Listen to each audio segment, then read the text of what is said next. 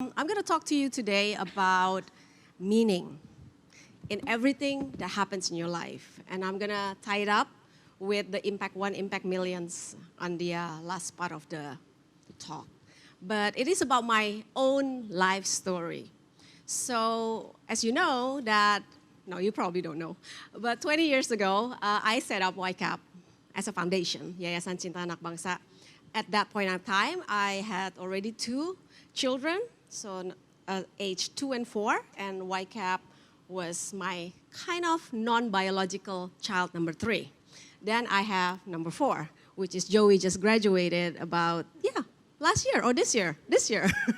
Yeah, so this is my youngest children, my youngest son's friends who organized these TED Talks.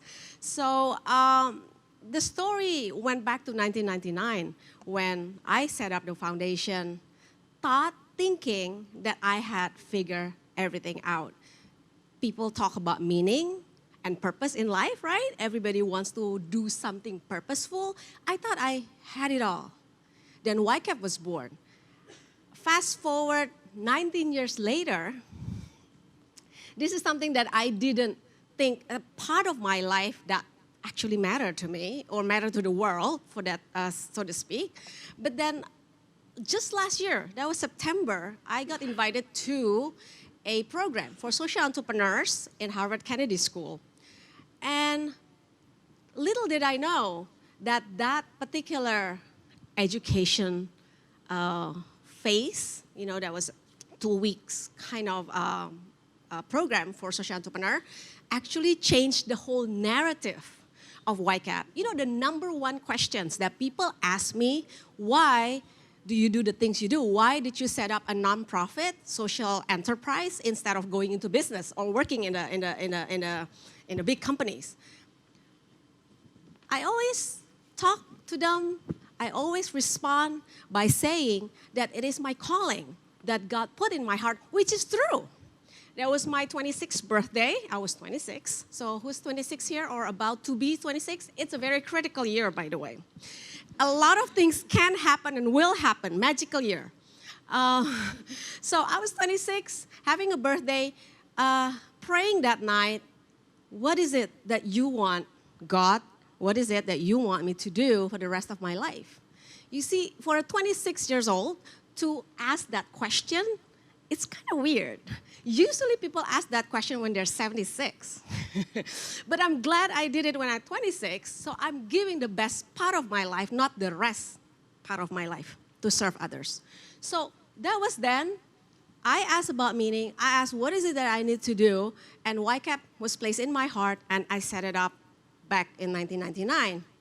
But a little story that I was pushed to realize, it's during my last class, last day in Harvard, this professor, apparently celebrity professor Marshall Guns, talked about personal story. He said, when people ask you why you do the things you do, great if you talk about the spiritual dimension. It's good that you actually talk about it.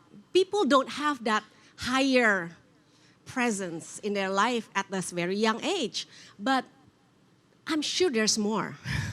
So they push and push and push, and that day, a kind of part of my life, one part of my life that I tried to hide, I tried to bury, came to life. And I didn't realize how powerful it is. The story is this. I was 18. I was facing final exam. Eptanas zaman itu namanya. Ketahuan zaman umur ya. Sekarang UN. My dad got a stroke, brain hemorrhage, Monday, right? And died Friday, 5 days. That was during the entire week of Eptanas. And then more. I have another week to go. Losing my dad at the dramatic part of my life, very important week of my life, was hard. I mean, losing a dad is hard. But losing it at that point of time was tragic. But I chose not to feel anything. I kind of delay my grief because I have to graduate. Can you imagine if I lost my dad and fail? That would double tragedy. So then my choice, I think, to bury that story, to bury my feelings, led to me burying that part, because the death of my dad led to my discontinuation of my school at that point of time. I was one of the top students, but I was the only one in my batch who did not actually go to university. I had to delay because my mom was a household mom, didn't even know where my dad's bank was. So it was really chaotic. So I had to deal with the loss, I had to deal with the delayed grief, and then I had to deal with not going to school. So that part of my life was very, what's the word? Shameful. Because everybody talks, when you don't go to university, everybody talk, why? Now they call it, there's a word for this, gap year. That's the zaman now version of not going to school. They say it's a gap year. I respect that. But for me, it was circumstantial. I couldn't go to school because I did not have money, right? So to make things actually more dramatic, the morning that my dad died, that was 1 a.m., by 8 a.m., this is a university in Canada, gave us a call. There's no Google, there's no internet, nothing. So this is all. So I was actually applied as an art student. So I sent my portfolio, and then they called me to tell me that I got accepted. But can you imagine? I just got home from the hospital, losing my dad, and getting that call from the university. What would I say? Well, I said, I don't know, because they were telling me when to pay the tuition, and I said, I don't know. I just lost my dad. And they were saying, sorry, but then at that point of time, I was going down the spiral of darkness because I didn't know if I could even go back to school, right? But I'm the youngest of 3 siblings. I have 2 older brothers. So I said, I need to do something. I'm probably gonna take up a job. Can you imagine an 18-year-old thinking to get a job to help save the family? But that is a part of my life that was not told. For 19 years, I never tell that story. I don't know why. But only in Harvard did I actually get exposed to the possibility that's your personal story. That's your life. Your life is impacted. I mean, later I picked up university and all of that, but I had to work while going to school, right? I mean, most of you probably don't have to go through that, but I did. And you have to delay your dreams, you have to delay everything, you have to hide from your friends. That's, I think, one of the point of my life which I suffer. That's the kind of suffering for teenagers, and it's suffering for the entire family. But then I learned that suffering is good. C.S. Lewis said, pain is God's megaphone. When you are going through pain, God is trying to tell you something. God is trying to talk to you. So what you need to do is to open your heart and hear what is it to be said to you.